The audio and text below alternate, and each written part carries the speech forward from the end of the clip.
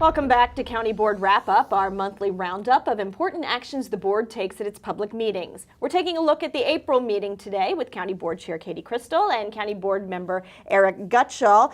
Now let's jump right in. The board approved some redevelopment to the Buckingham area, and this was not without a little bit of controversy. Let's talk about that one a little bit. Absolutely. So this is a project that will happen on the site of the former Red Cross building that has been vacant. It's a project to raise that old building, preserve the historic garden apartments on the site, but introduce a 4-story multifamily building, which will bring about 97 units of committed affordable housing to this area. So, you know, many of our development projects, market rate or otherwise, are not without controversy. Folks worry about the impacts to their neighborhood. Sure. They worry about the impacts of more people.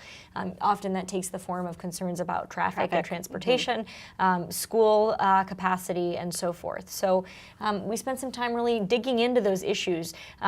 Gave staff, for example, some direction. We hope that we have asked them to please continue to work with both the developer and the Virginia Department of Transportation, because this is right off Route 50, to ensure that some of the feared impacts to circulation won't come to pass. Now, we're always talking about ways to find affordable housing around Arlington. It's a continuing issue. How do you encourage developers to really get on board, for lack of a better way to saying it, with including affordable housing units along with the market rate units in a project? Well, we're fortunate to have a number of partners, and Wesley Housing Development Company is one of them. Wesley Housing Development Corporation is one of them, which are nonprofit developers. Their mission is to develop committed affordable housing. And so that means that they are out of the gate ready to be partners with us. It is true, however, that one of our major tools to incent this kind of development is by providing gap financing, which is the Affordable Housing Investment Fund, or AHIF.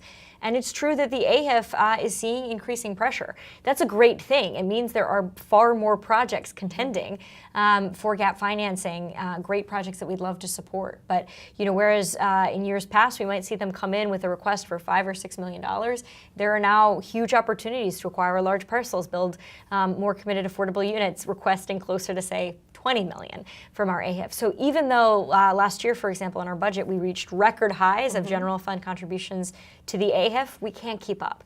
So this project is a great example. It really has been kind of shaped and sculpted to be competitive for AHIF monies, but cognizant of some of those limitations. It will hopefully bring in other sources of funding. The AHIF is really designed to leverage low-income housing tax credit, private financing, and other sources of money in the achievement of units like the 97 that we'll see in this building.